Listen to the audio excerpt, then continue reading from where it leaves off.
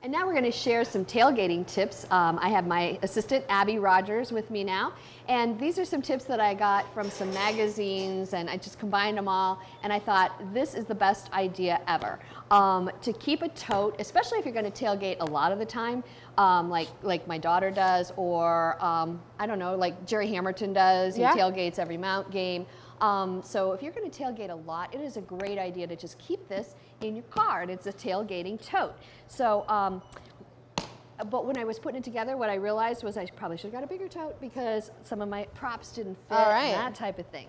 So this is what's in there. This is a good size for your trunk, though. It is. It is. It's a nice size. And you don't need all this stuff, but these are some things that make your tailgate more fun. Of course, some Nerf footballs, which are fun to play in a parking lot so you don't damage a car. A real football you could take, and what I also think this would work well for is like as a paperweight, you know, like on some of your stuff so it doesn't fly away. Yeah, that's a good idea. You might have to use that. Now, everybody's seen these new spatulas that have come out with your favorite team. This is one that we bought from my father-in-law, U.S. Air Force, and you brand your meats. You actually brand them with your symbol for your favorite team. Have you bought any of these yet? I haven't, but a Denver Broncos one would be nice. It would be, if you like the Broncos. They don't have an aviator one yet, but I know for our son and our son-in-law, we bought them for their teams. So there's an OU one. You could use an OU there you one. go. Yeah, I could use an OU one. Probably the first thing you want to start with is tables. And what the books recommended was that you have 2 tables, and it really makes a lot of sense, especially if you have a lot of room to store these tables. And one would be for your actual prep, and then you would keep another table nice and neat, and you would have like a tablecloth on it and your plates and cups and all that to serve. So that's why, if you have that convenience of having 2 tables, and so you keep one for serving your food, so it's a nice and clean, and the other one for prepping and setting all your stuff on.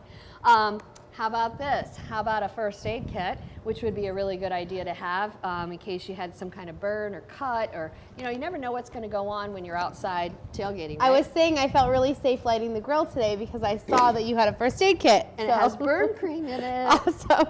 Okay.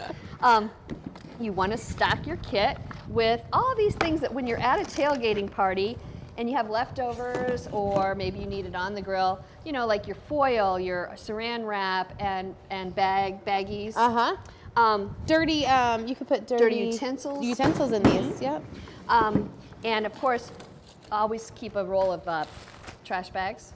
You never know when you're going to have, obviously you're going to have a lot of trash. Yeah. But again, if you keep this tote fully stocked in your trunk, then every time you have a tailgate, you don't have to worry about, do I have this, do I have that? And I know it sounds like a lot, and I know younger people, you know, you have a lot of budget and you think, oh, I don't want to spend another $5 on it. But buy something every time you go to the store. Yeah. And then just, you know, eventually you'll have it. Paper towels. How many times do you need? So smart. Something to wipe with. And then, of course, you need some disinfecting wipes too, right? To keep things clean. Always a good idea, depending on the time of year, to have some bug repellent. Oh, this would be my staple. And depending on the time of year, sunscreen. You know, nothing worse than being at a tailgate. People, you see their shoulders burnt and their.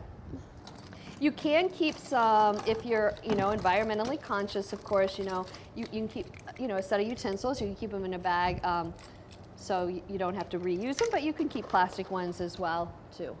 So, smart ideas. And more utensils. And we already used it out of here, but just so you know, when you're lighting charcoal, obviously you need a lighter. We took that out, but matches cost nothing, you know, although not very many places have matches anymore. Oh, yeah. They're harder to get at a restaurant or something when you pick them up. But, you know, just keep matches in there just in case. Again, another type of utensil, a brush.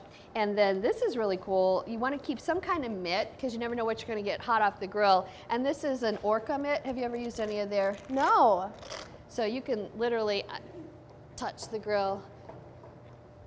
And as we've said, that's a very hot grill today. It is really hot, but no, go ahead, try it yourself, Abby.